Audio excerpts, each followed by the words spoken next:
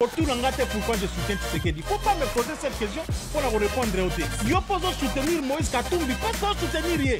Très bien. Il faut que ça soit congolais que tant que tu as 287 millions de dollars, il y a peuple congolais. Au Salaki n'a pas nini parce que Bukangalo des alité.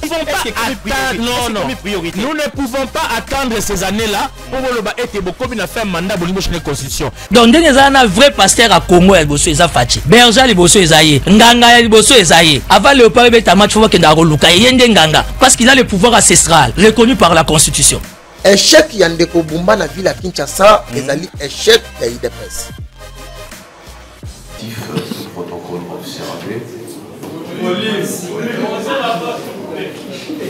Je disais ceci. J'étais encore dans la formule protocolaire. Je suis président du conseil. Monsieur et dames, distingués invités, en vos titres et qualités respectives, tout protocole observé, ça ferait une omission coupable de ma part si je n'ose pas d'entrée de jeu à remercier infiniment le Conseil national des jeunesses pour le choix porté sur mon humble personne, mais en même temps pour l'opportunité qu'on m'offre cet après-midi à discuter avec la jeunesse congolaise autour d'une question fondamentale et existentielle. Une question à la fois mobilisatrice et évocatrice, à savoir quelles sont les exigences de la vie. Aller droit au but en abordant la question du changement. Mais avant d'en aborder, je voudrais à titre pédagogique revenir sur 3 considérations. La première considération, je voudrais échanger avec les jeunes sur ce qu'on entend par la Constitution. On peut tout dire. Si on ne sait ce que c'est la Constitution dans son aspect formel, matériel et substantiel, tout le débat engagé sur la Constitution est un supplice détental, c'est-à-dire de la peine perdue. Deuxième considération, je vais échanger avec vous très rapidement parce que vous êtes sur le changement. Je vais échanger avec les jeunes pour dissiper tout malentendu théorique, sur la question de la révision. Quelles sont les conditions, les formes requises en droit constitutionnel pour réviser une constitution? Et en fin de compte, je vous donnerai la magie qui va vous permettre d'avoir des éléments techniques sur le changement de la Constitution. Parce que il est facile de proposer ce que vous avez dit. Encore faut-il que ce que vous proposez soit conforme au droit constitutionnel. Parce que ce que vous dites énerve le droit constitutionnel, ça veut dire que vous êtes dans une approche de coup d'état constitutionnel. Ce qui est très dangereux. Je vais vous donner la magie, c'est-à-dire les éléments techniques, les outils des langages qui puissent vous permettre, aussitôt conclu ici, à soutenir avec aisance vos prétentions et les options fondamentales que vous avez levées. Parce que ce que vous avez dit, ce sont des prétentions de fond. Mais derrière ces prétentions de fond, ou les options fondamentales, il y a des questions de forme qui sont des questions de droit. Ce sont des préalables indéniables, sans lesquels tout ce que vous dites est tout faux en droit.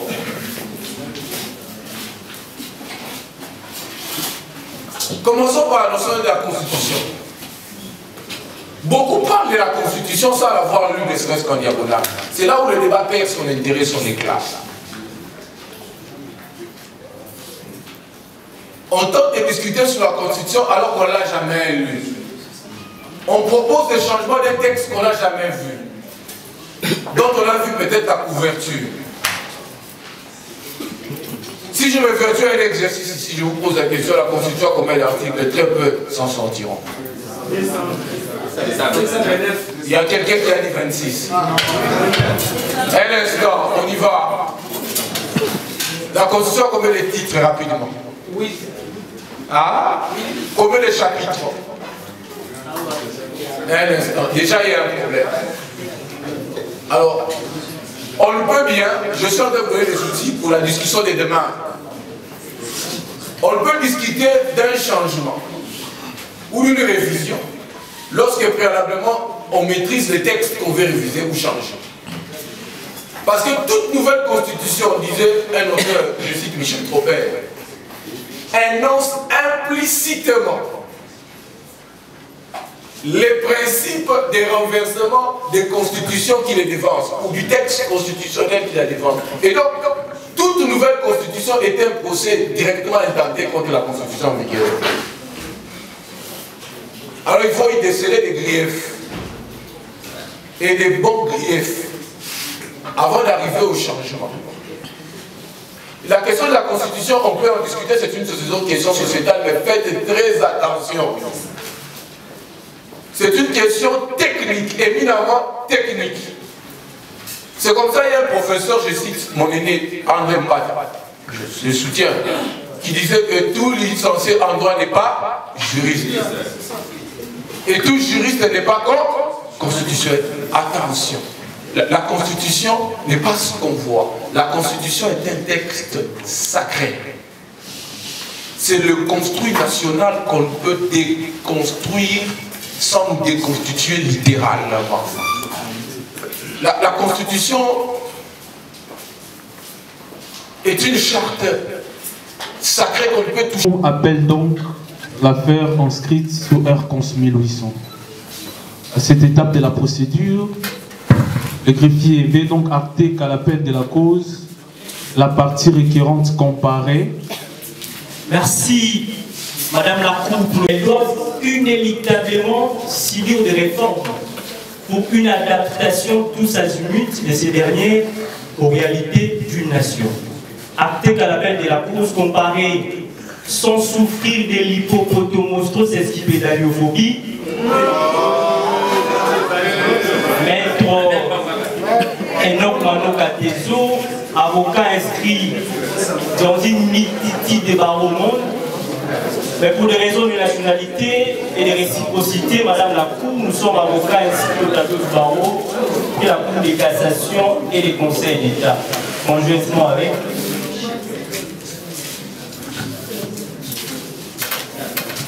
Nous avons pris un moratoire afin d'exercer notre art oratoire, non pas dans les couloirs du comptoir, même pas dans les auditoires, mais dans les prétoires. Par devant vous et celui qu'on appelle juriste et propriétaire du barreau, Maître Dan Mordecai, avocat inscrit au même barreau. Merci, Monsieur le Président, pour la parole accordée. Avant d'acter notre comparution, pourquoi ne pas citer William Kabila qui disait tantôt à son temps que la Constitution est l'ensemble des aspirations de tout un peuple, qui traduit en fait son identité, sa philosophie, et que donc, comme Monsieur le Président, les contextes de son écriture emportent tant sur le fond et la forme. Si serait donc la résultante soit une constitution sociale, mais aussi politique, dans un climat de paix. Au cas contraire, nous serons face à une constitution constipée, ou encore appelée une constitution de banque Lambert ou de Mabokobank. Veuillez donc ainsi mieux l'ordre votre greffier qui du reste nous envie.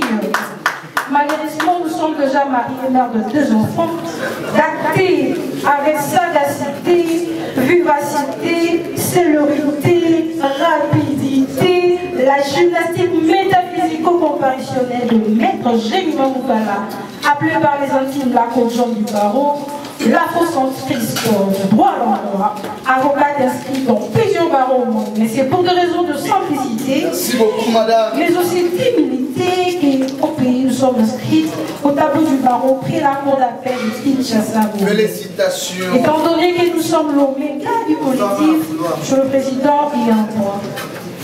La voix de la jeunesse. Monsieur le greffier veut appeler cause les conseils national de la jeunesse comparée. Honorable Président, Mesdames et Messieurs, membres de la composition, William Mokandila, appelé par les intimes le Baoba, comparaissent le bâtonnier national, Maître Nika Mutanga Bakaji Kababasoukou, conjointement avec. Monsieur le Président de la Cour, votre honneur, c'est seulement par humilité que j'accepte de comparaître par devant votre juridiction, parce qu'en principe, le fait d'avoir beaucoup plaidé ne me permet pas de plaider avec des avocats d'un certain niveau. Mais actez quand même que par devant votre... Que voulez-vous que je retire? Vous plaidez avec le bâtonnier national. Que voulez-vous que je retire? Le fait pour moi de dire que j'ai assez plaidé ou le fait de constater que je plaide à côté des avocats qui chantent? Vous plaidez devant la Cour constitutionnelle. Avez-vous déjà plaidé devant la Cour constitutionnelle? La Cour constitutionnelle, dans ma vie, ce n'est pas de l'échelle. J'ai plaidé devant la CPI, j'ai plaidé devant la CIJ. La CPI n'est pas plus prestigieuse que la Cour constitutionnelle. La Cour constitutionnelle connaît ni contenu. Vous ne pouvez pas comparer la Cour constitutionnelle à la CPI. La Cour constitutionnelle est plus prestigieuse que la CPI. Actez votre nom de compagnie. Monsieur le Président, c'est en votre honneur, au terme de l'article, le droit interne est considéré en droit international comme des simples faits. Au regard du droit international, votre Cour constitutionnelle, c'est des faits. Cette posture juridique que vous adoptez est constipée. Il n'y a pas de maturité juridique à votre posture juridique que vous adoptez. La Cour constitutionnelle est la plus prestigieuse que la Cour pénale internationale, en ce sens que celle-ci juge les individus lorsqu'ils sont passibles de crimes relevant de la compétence de la CPI, alors que la Cour constitutionnelle connaît l'interprétation de la Constitution, interprète la Constitution par voie d'autorité. Et donc, comme tel, vous ne pouvez pas comparer la Cour constitutionnelle à la Cour pénale internationale.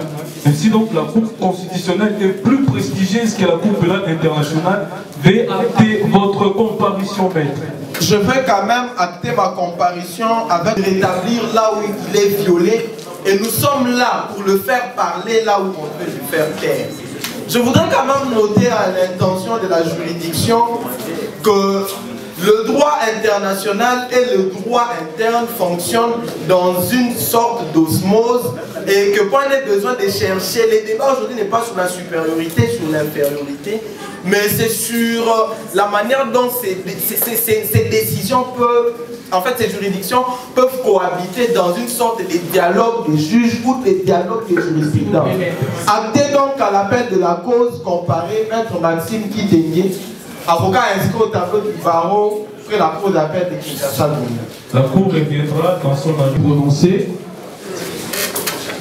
recommande le silence absolu de l'assistance dans la salle et intime l'ordre aux agents de l'ordre qui se trouvent dans la salle de défenestrer sans tergiversation et sans le moindre atermoiement tout celui qui créera d'incidents à cette étape de la procédure.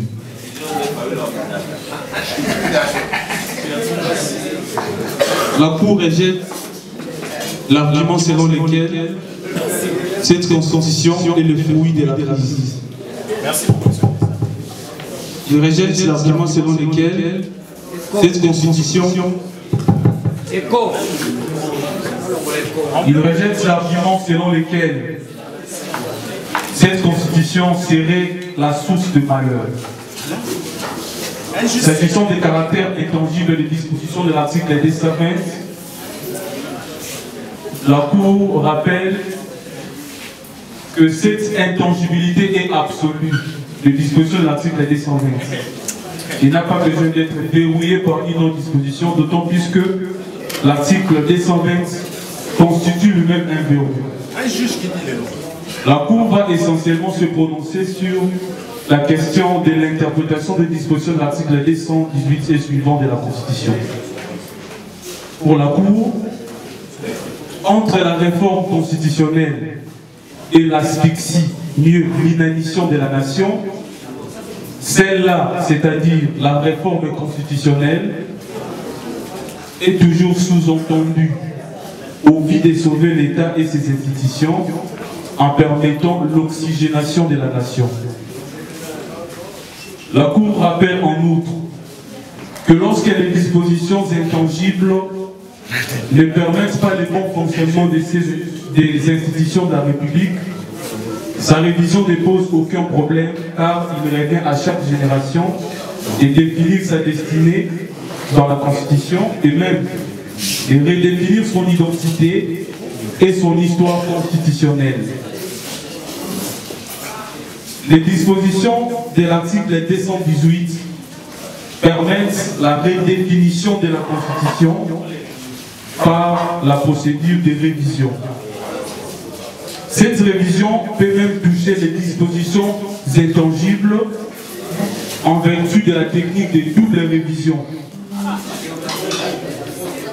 Dans la mesure où, lorsque les dispositions intangibles se trouvent être en inadéquation avec, bien entendu, le contexte actuel, l'on peut donc procéder à la révision de ces dispositions. La Cour, en rejetant l'argument selon lequel la Constitution serait donc le fruit de crise, la source des malheurs, la Cour retient l'argument selon lequel la Constitution du 18 février 2006, telle que modifiée en 2011, se trouve être en inadéquation avec les réalités sociales actuelles. En l'occurrence, l'inadéquation de la Constitution du 18 février avec la conception de la fonction présidentielle dans la République. En ce sens que la Constitution institue une conception présidentielle autre que celle qu'a le peuple.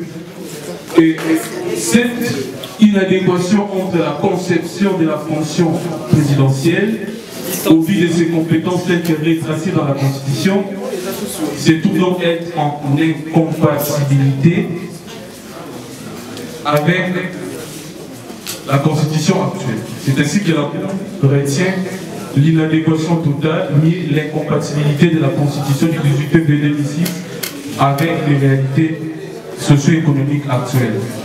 La procédure étant gratuite, conformément à l'article 96 alinéa 1, la Cour constitutionnelle, la loi portant organisation et fonctionnement de la Cour constitutionnelle, il n'y aura pas lieu à paiement des frais.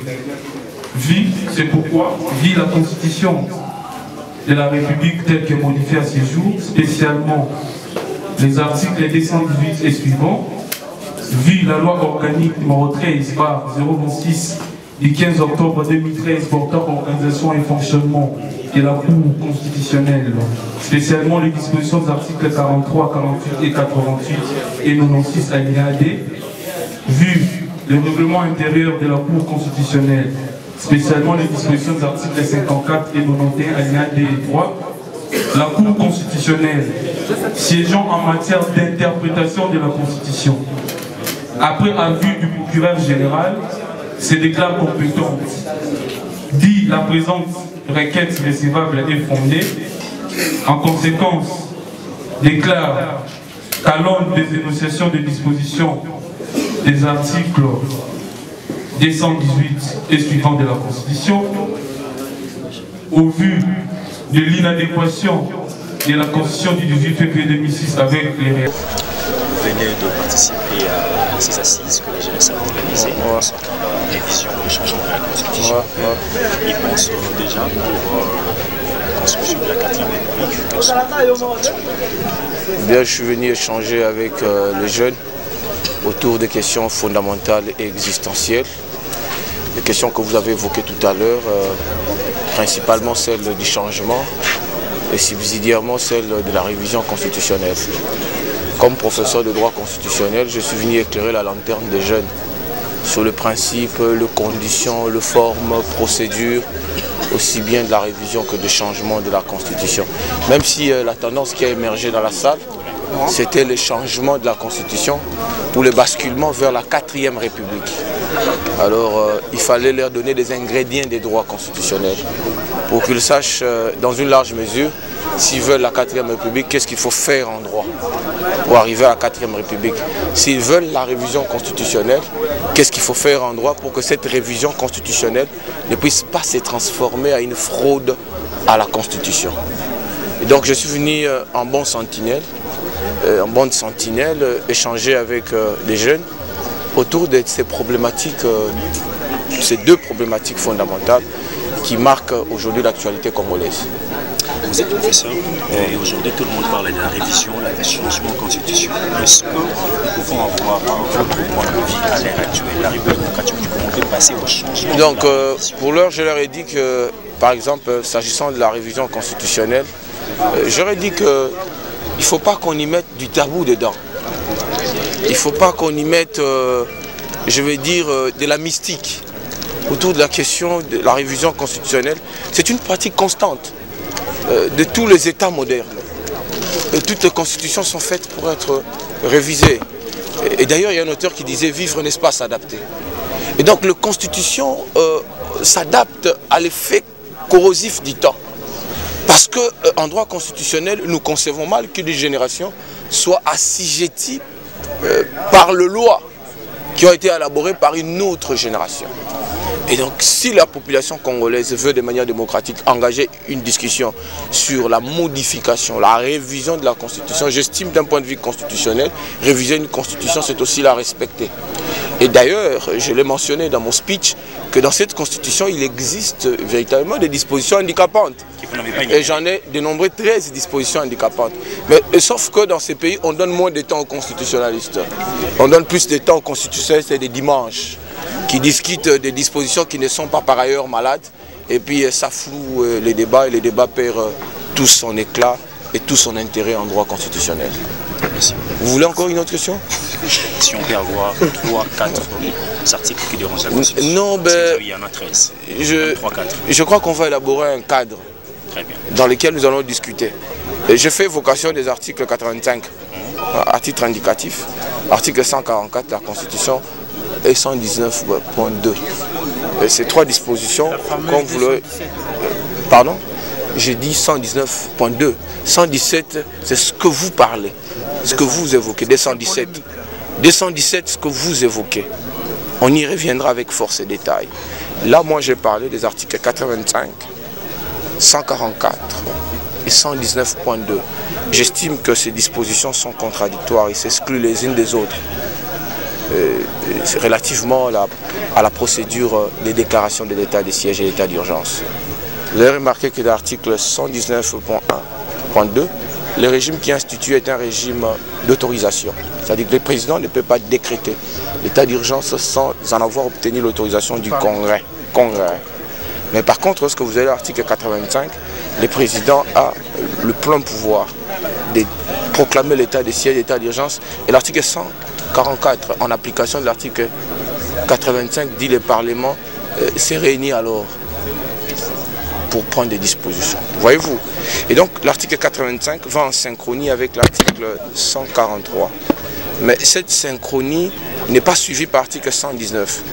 Et comme conséquence, le juge constitutionnel est intervenu 4 fois sur la même disposition. Le juge constitutionnel a proposé 4 régimes différents.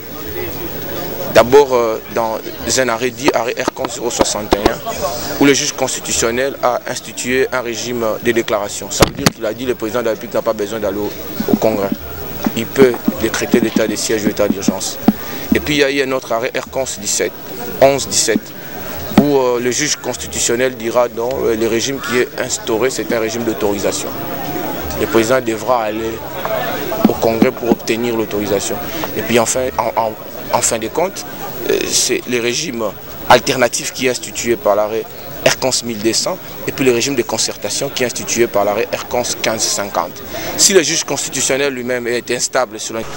Cher président des conseils provinciaux de la jeunesse, cher président des conseils urbains et territoriaux, chers leaders des mouvements et associations de jeunes, distingués invités et chers jeunes. Permettez que je vais reprendre. Résolution finale sur la rencontre d'engagement patriotique de jeunes sur le thème « Que pense la jeunesse pour la construction d'une 4e République ?» Cher président des conseils provinciaux de la jeunesse, cher président des conseils urbains et territoriaux, chers leaders des mouvements et associations de jeunes, distingués invités, chers jeunes. Permettez-moi, avant de commencer mon propos, de remercier les dieux tout-puissants, maîtres des temps et des circonstances, pour la grâce qu'il nous a faite de nous retrouver pour ces échanges inédits. Durant 3 jours, nous avons été attentifs face aux exposés relatifs à la question d'intérêt national qui touche à la vie et aux devoirs de notre pays, la République démocratique du Congo.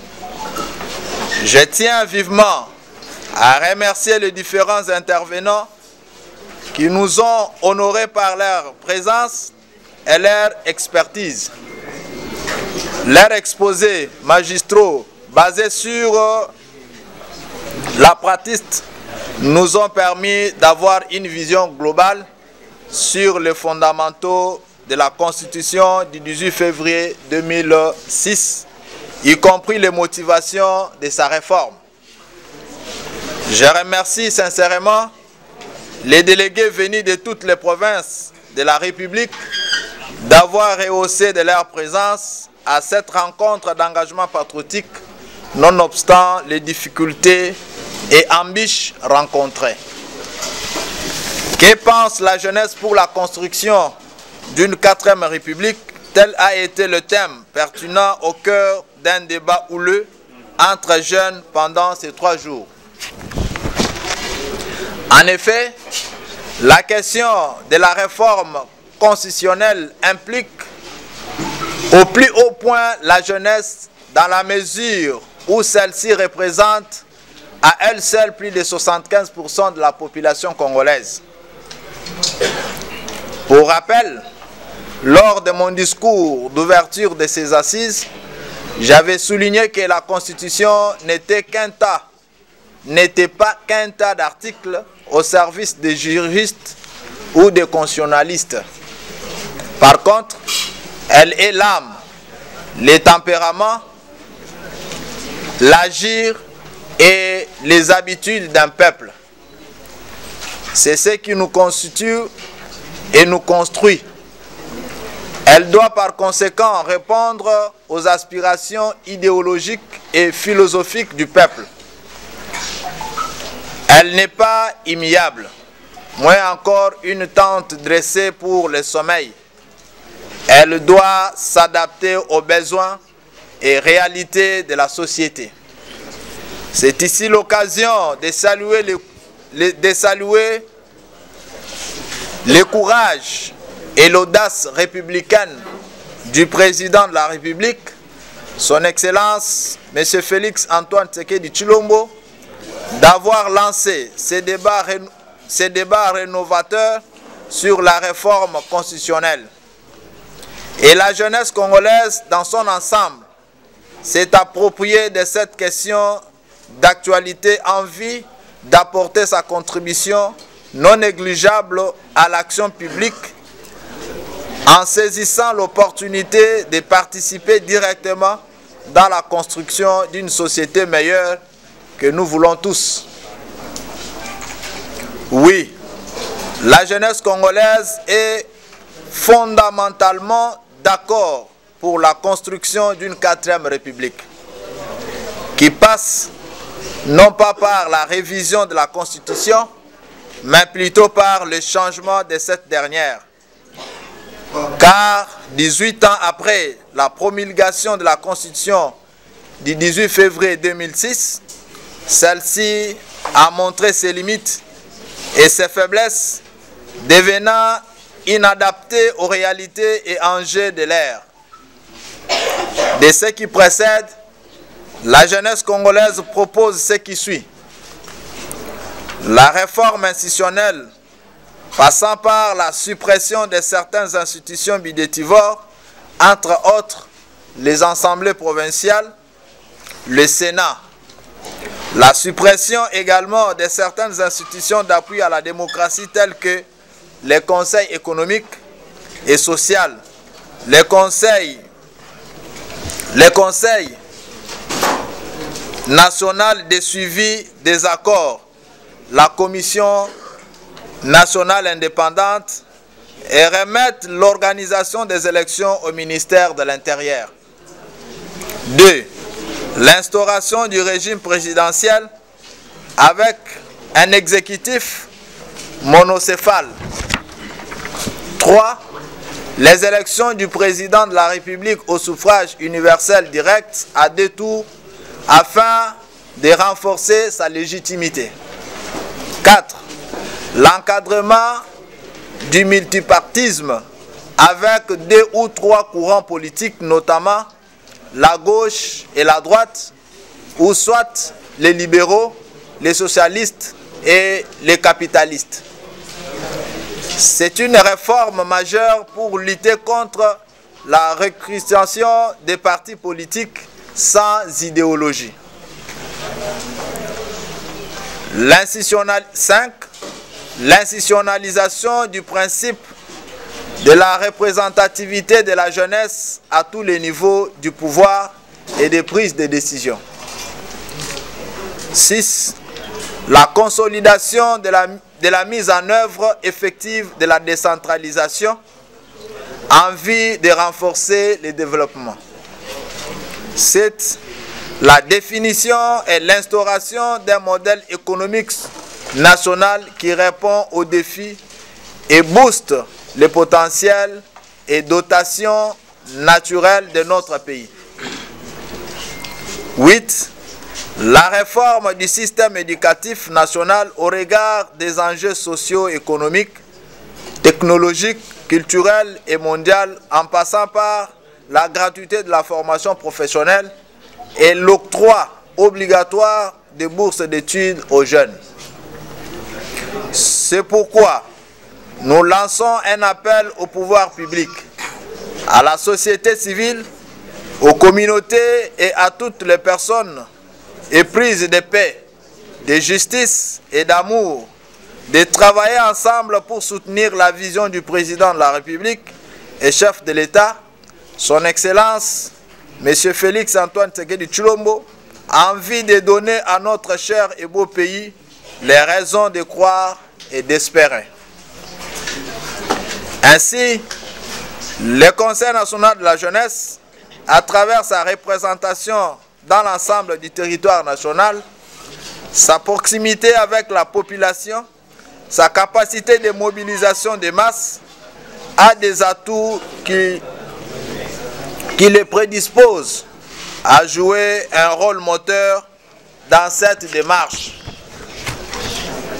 Pour rendre notre action pérenne, nous envisageons dans les prochains jours de lancer une campagne de sensibilisation pour la construction d'une 4e République dans toutes les 26 provinces avec comme message clé: une génération ne peut assujettir à ses lois les générations futures. Que Dieu bénisse la République démocratique du Congo, notre pays. Que Dieu bénisse la jeunesse congolaise venue de toutes les provinces. Que Dieu vous bénisse. Merci. Autour d'un gâteau, pourquoi je soutiens Tshisekedi? Il ne faut pas me poser cette question pour répondre au thé. Yo pose soutenir Moïse Katumbi, pas soutenir Yé. Très bien. Il faut que ça va congolais que tant que tu as 287 millions de dollars, il y a peuple congolais. Au salaki na yango nini parce que Bukangalo nous alité. Non, nous ne pouvons pas attendre ces années-là pour que été beaucoup bien fait un mandat pour la constitution. Donc dès un vrai pasteur à Congo, il bosse ça fachi. Berger il bosse Esaïe, Nganga il bosse Esaïe. Avant le peuple est à match faut que ndaro luka yende Nganga parce qu'il a le pouvoir ancestral reconnu par la constitution. Échec Yandeko Bumba na ville à Kinshasa, échec ya IDPS.